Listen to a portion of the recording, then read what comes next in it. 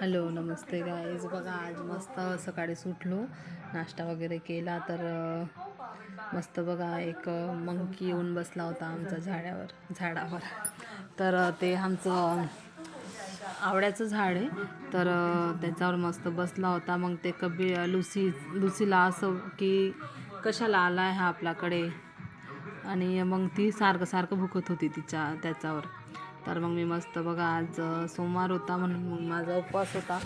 त्यांचं सगळ्यांचं जेवण झालेलं. मग मी बटाट्याची भाजी करत होती, कारण की साबुदाणे भिजवायला विसरली होती रात्री. आणि मग सकाळीच आठवण आली, पण काही भिजवले नाही मी, बटाटे होते. मग बटाट्याचीच भाजी केली मग आज.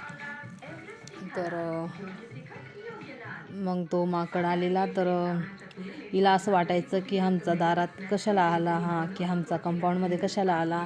तर तिला असं कोणताही प्राणी आला, म्हणजे जशी की मांजर आली, उंदीर आला, कुत्रा आला दुसरा, तर लगेच ती भुकते किंवा त्याच्या अंगावर जाते.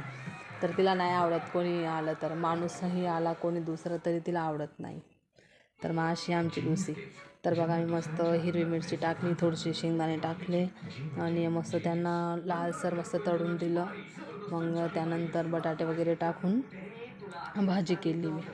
बटाटे बॉईल करून टाकले होते 4 बटाटे. मग मस्त माझ्या सासूंचं पण जेवण बाकी होतं, मग त्यांना पण दिली भाजी थोडीशी, मी पण घेतली. आणि बघा मस्त मी बटाटे बॉईल करून टाकले.